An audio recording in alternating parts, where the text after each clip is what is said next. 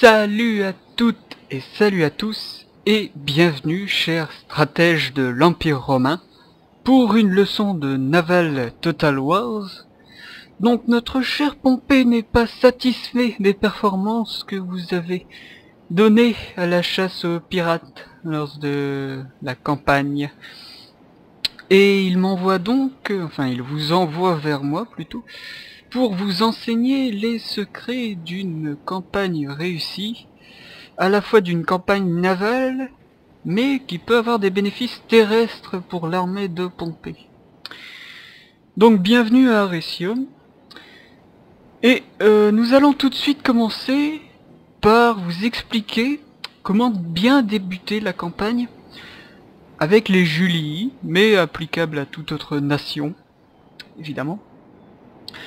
Donc, lorsque vous commencez la campagne, vous avez une flotte de 2 birèmes qui se trouve dans le port d'Arretium, qui n'est pas suffisant pour effectuer une quelconque reconnaissance, qui n'est pas suffisant pour transporter une armée, très loin j'entends, qui n'est pas non plus suffisant pour donner la chasse aux pirates, loin de là, qui peut à la limite être suffisant pour battre une unique flotte ennemie.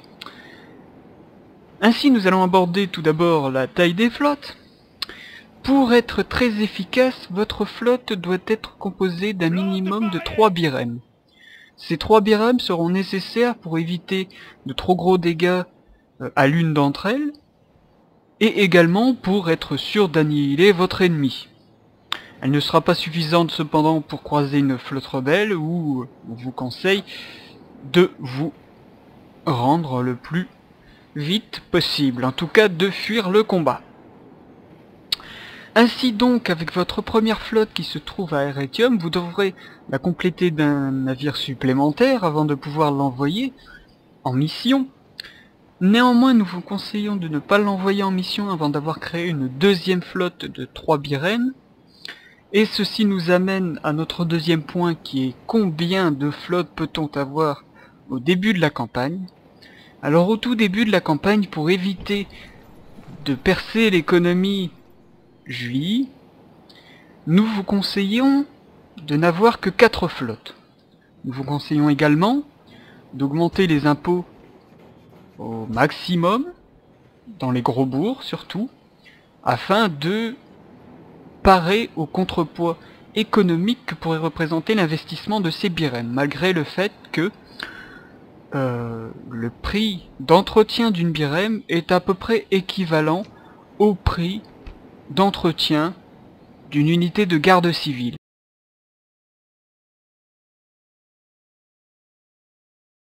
L'investissement vaut le coup, car même si cela ne garantit pas la sécurité dans la ville, cela vous garantira au moins la sécurité sur les mers et est un investissement donc beaucoup plus rentable à long terme. Comment produire vos birèmes, vos trirèmes, vos quinquérèmes?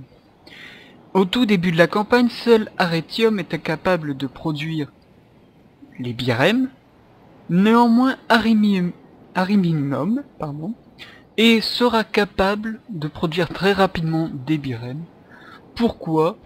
Nous allons le voir tout de suite. Si je retrouve l'onglet, ce n'est pas celui-ci, c'est celui-ci, voilà. Pour avoir un port, il faut que votre ville soit au niveau d'un gros bourg. Une fois que vous êtes au niveau du gros bourg, vous pouvez augmenter les impôts. Alors rapidement, le Sénat romain va cependant vous demander de prendre Ségeste, et Ségeste ne pourra pas produire de port très rapidement. Pour produire un port très rapidement, il faudra diminuer les impôts afin d'augmenter votre population et construire un gros bourg pour construire un port. Donc, vous devrez construire 3 flottes à Arretium très rapidement. Donc c'est-à-dire que vous devrez lancer la construction de 6 birèmes dès le départ, car vous avez une armée suffisamment forte pour envahir Ségeste et même plus. Et vous investirez immédiatement dans le gros bourg pour Ariminum et dans le port tout de suite pour construire la 4e flotte qui vous sera nécessaire. Voilà. comment se servir des flottes que vous avez produites? Alors pour se servir des flottes que vous avez produites, vous devez investir des endroits stratégiques où vous êtes sûr que les flottes ennemies vont passer. Flotte ennemie et flotte rebelle. Nous vous conseillons de bloquer en tank romain des détroits qui se trouvent entre la Sicile et l'Afrique et entre la Sardaigne et l'Afrique, afin de contrôler la partie occidentale de la mer, sachant que la partie entre la Sicile et l'Italie sera normalement contrôlée par nos alliés Scipii, et entre la Sicile et la Grèce sera normalement contrôlée par les Brutii. Voilà, c'est pour ça qu'on ne vous demande qu'une flotte à Riminum pour, en fait, contrer les Gaulois tout de suite, en fait, pour éviter de vous faire le tour avec des flottes d'Arretium. Voilà. Deuxième aspect, c'est le blocage des ports. Alors ici, on en voit un très beau de blocage de ports. Néanmoins, il se peut que des flottes gauloises, enfin dans ce cas-ci précisément, viennent à attaquer la flotte qui se trouve en blocus. Ce n'est pas très grave, normalement, vous devriez avoir une deuxième flotte en soutien. Par exemple, dans ce cas-ci, cette flotte qui normalement doit retourner au port, était à l'ouvrage en train de bloquer le port, et donc comme elle a reçu des dégâts, elle va retourner au port pour une reformation, et est secondée par une deuxième flotte, de 3 birèmes également, qui vient bloquer le port. Voilà, c'est un aspect extrêmement simple. Normalement, 2 flottes peuvent servir à bloquer un seul et unique port, ce qui fait que au fur et à mesure de votre campagne, normalement, votre trésorerie va augmenter, donc vous pourrez produire plus de birèmes normalement. Ce qui fait que vous pourrez avoir une certaine aisance. D'autres aspects du combat naval consistent à occuper assez rapidement des îles stratégiques. On se souviendra lors de la Seconde Guerre mondiale de l'occupation de Malte par les Anglais, qui ont mis à mal justement le ravitaillement de Rommel en Afrique du Nord. Pour éviter ça dans Rome Total War, chers stratèges, il vous faudra occuper très rapidement des îles stratégiques, qui appartiennent bien sûr la majorité à Carthage en ce qui concerne la Méditerranée occidentale. Donc ce sera par exemple la Sardaigne, la Sicile une fois que nos amis Scipii viendront en guerre contre nous, Malte évidemment, et également, si vous le pouvez, le détroit de Gibraltar. Ce qui sera grandement profitable à la fois pour la production des flottes et à la fois pour le contrôle. Voilà. Car l'un ne va pas sans l'autre, évidemment. Alors, autre aspect également, c'est l'espionnage littoral. Qu'entends-je par espionnage littoral? Dans certains opus des Total War, lorsque vous mettez un espion assez peu gradé dans une ville, il se fait exécuter immédiatement. Il y a une façon plus intelligente d'utiliser vos espions. Voilà. La façon la plus intelligente, c'est de le mettre entre la ville et le port. Pourquoi? Vous pourrez ainsi voir à peu près les effectifs qui se situent dans la ville, mais également les effectifs qui se trouvent dans le port. Par exemple, si ici Patavium avait produit une birème, bien, sachant que tous les navires des nations ne sont pas exactement identiques, pour savoir les caractéristiques et donc s'adapter à la menace, il faut savoir quelles caractéristiques a le navire produit, si c'est une birème, une trirème ou une quinquérème. Savoir ses statistiques, par exemple, vous ne pouvez par exemple pas voir tous les types de bâtiments. Mais, si vous voyez que la birème ennemie est déjà upgradée alors qu'elle est dans un port bloqué, cela veut dire qu'ils ont déjà une forge, au minimum, qu'ils ont déjà une forge. Ça veut dire qu'ils peuvent upgrader leurs unités terrestres également. Cela peut être un indice de poids. A l'inverse, si vous voyez qu'une unité est déjà upgradée, une unité terrestre est déjà upgradée, sans qu'elle ait combattu, sans qu'elle ait essayé de sortir du fort par exemple, cela veut dire également qu'ils bénéficient d'une forge, au minimum, et donc qu'ils peuvent également upgrader leur navire. Nous expliquerons ça plus tard. Voilà. Eh ben non, plus tard, c'est maintenant. Que dis-je? Il y a un aspect très intéressant dans Rome Total War pour la construction des flottes. C'est-à-dire, nous allons y venir tout de suite, nous allons voir le port, par exemple. Unité la plus petite qui permet la construction des birèmes. Plus tard, vous serez capable de construire des trirèmes, et avec le développement ultime, qui sera un arsenal, vous serez capable de construire une birème, une trirème et une quinquérème, avec également des flottes marchandes disponibles. C'est-à-dire qu'à chaque niveau de port, vous aurez une flotte marchande disponible. C'est-à-dire qu'à chaque fois que vous upgradez votre port, vous ouvrez une nouvelle route commerciale et donc vous ouvrez également plus de commerce, plus d'argent pour votre cité. C'est-à-dire que ce n'est pas uniquement un aspect militaire, mais également un aspect commercial. Donc vous alliez l'un à l'autre, ce qui fait que ce n'est vraiment pas négligeable, car vous ne dépensez pas d'argent, vous en gagnez en même temps. Sur le long terme, c'est très intéressant.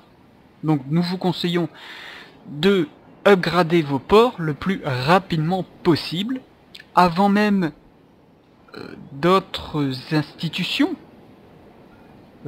comme par exemple les murs, comme par exemple le défrichement, ou les routes, qui certes sont très utiles, par exemple les routes, mais sur le long terme, n'apportent pas plus de bénéfices qu'un port.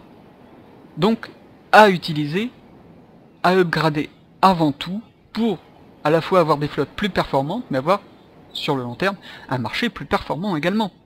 Deuxième aspect de l'upgrade, c'est le fait que, là, par exemple, j'ai le premier niveau de la forge, il s'agit du forgeron. Les navires que l'on possède ont une caractéristique, c'est le type d'arme. Le type d'arme est dite lourde. Cela veut dire que si vous construisez un forgeron, vous ferez évoluer votre type d'arme également. C'est-à-dire qu'ici, par exemple, avec le niveau 1, il s'agit du forgeron, les armes lourdes sont upgradées en plus 1. C'est-à-dire plus 1 en défense, si je ne m'abuse. Pas en attaque. Ou le contraire, je sais plus. Mais cela dépend du niveau justement de votre forge qui fera que cela améliorera à la fois l'attaque ou à la fois la défense. Et donc au niveau maximum, normalement, vous devriez par exemple atteindre plus 2 d'attaque et plus 2 de défense pour vos birèmes, vos trirèmes, vos quinquérèmes, mais également pour vos armées normales. C'est-à-dire que par exemple, ici, cette flotte est déjà upgradée. Voilà. Elle a plus d'attaque, plus de défense. Parce que de base, elle doit avoir 7 d'attaque et 7 de défense. Là, elle a déjà subi quelques combats, elle a plus d'attaque et plus de défense. Néanmoins, je vais l'envoyer ici à Arimium. Pourquoi? C'est parce que à Arimium, j'ai construit un forgeron qui me permettra, en réentraînant mes birèmes, de les améliorer encore. C'est-à-dire que là, c'est uniquement de l'expérience due au combat, mais je les améliorerai en les reformant. Voilà, c'est aussi simple que ça. Et donc, elles gagneront encore en upgrade. Et donc, ce sera vraiment des unités qui seront équivalentes, par exemple, à des trirèmes, bien avant l'époque. Par exemple, là, je suis à 10 tours seulement du début de la campagne, et je suis quasiment au point de caractéristiques d'une trirème qu'on ne peut construire qu'en milieu de campagne, par exemple. je suis vraiment très avancé au niveau naval par rapport aux autres nations. Et ça, très rapidement, vous le voyez, je n'ai pas beaucoup de cités.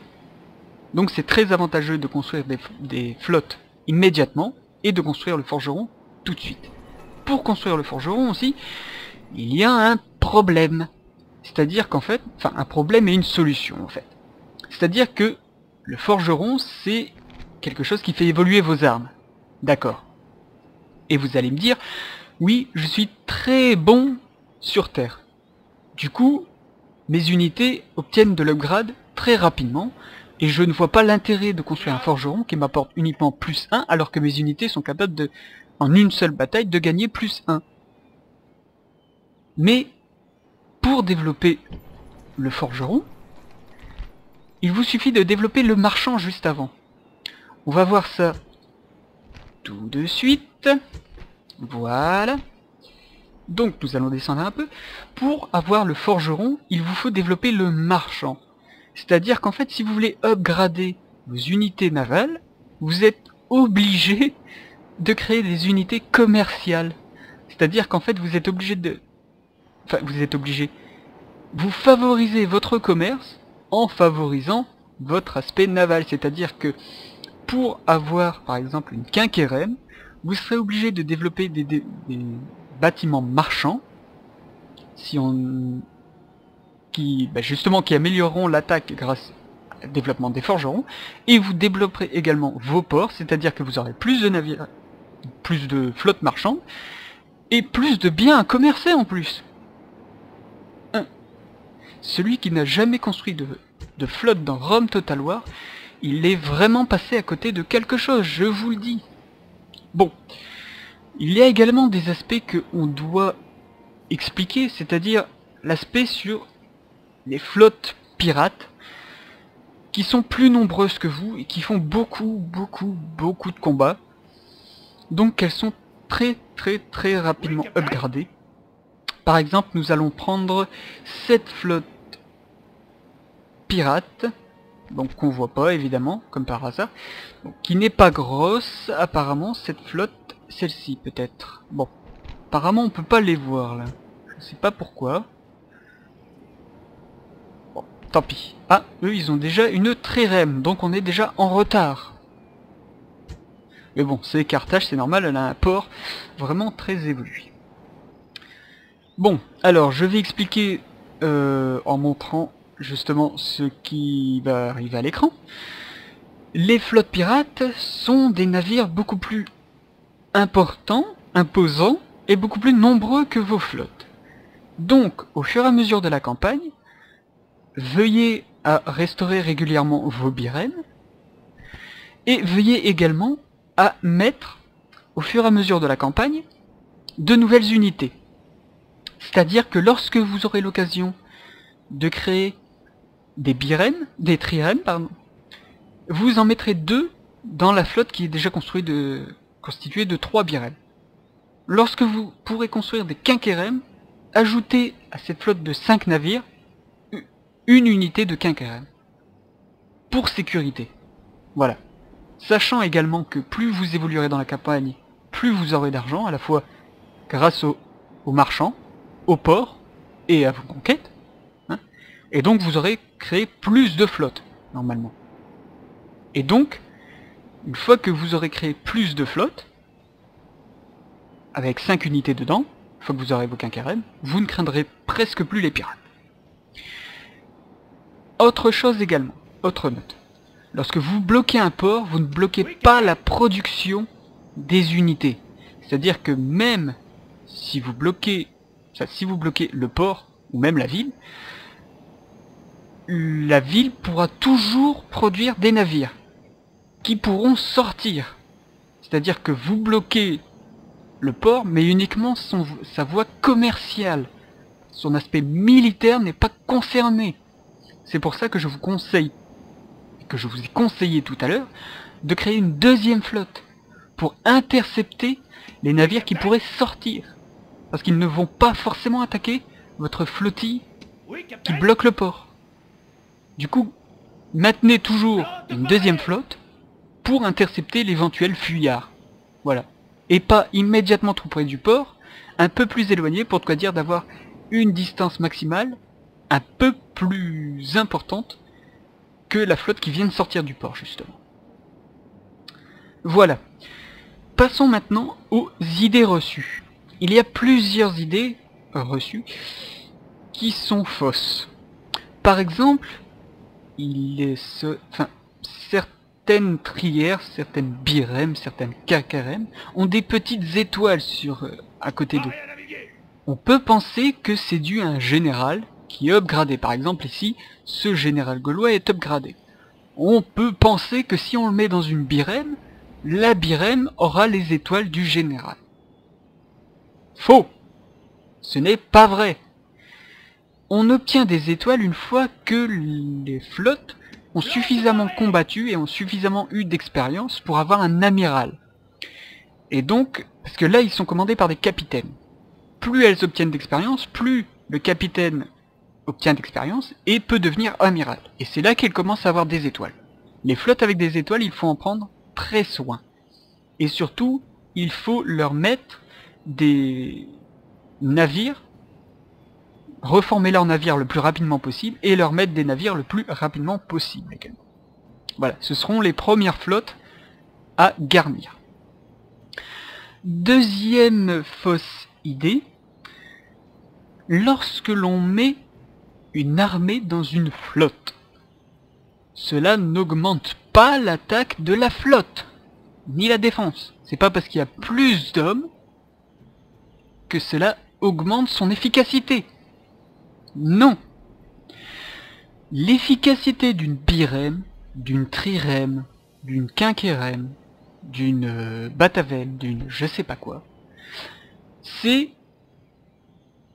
uniquement ce qui est affiché sur la fiche du navire. Uniquement ça. C'est-à-dire que si une birème rencontre une autre birème, il y aura deux cas de figure. Tout d'abord, si vous attaquez une flotte, on imagine par exemple vous avez une birème, vous attaquez une autre birème. Voilà. Qu'est-ce qui sera pris en compte? L'attaque. Uniquement l'attaque. Pour vous en tout cas. Par exemple, on va dire que mon navire qui est là affronte un navire avec les mêmes caractéristiques. Imaginons, hein. Donc, là, mon navire a 38 soldats, une attaque de 8, une défense de 9. Imaginons que j'attaque un navire avec exactement les mêmes caractéristiques. Je l'attaque. Donc, je fonce dessus. On compte pour moi l'attaque. 8. Seulement, le navire ennemi, on lui comptera la défense. Donc 9. Sachant qu'il y a le même nombre de soldats, qu'il a un point de défense en plus, il a des chances de remporter la victoire malgré le fait que ce soit moi qui l'ai attaqué.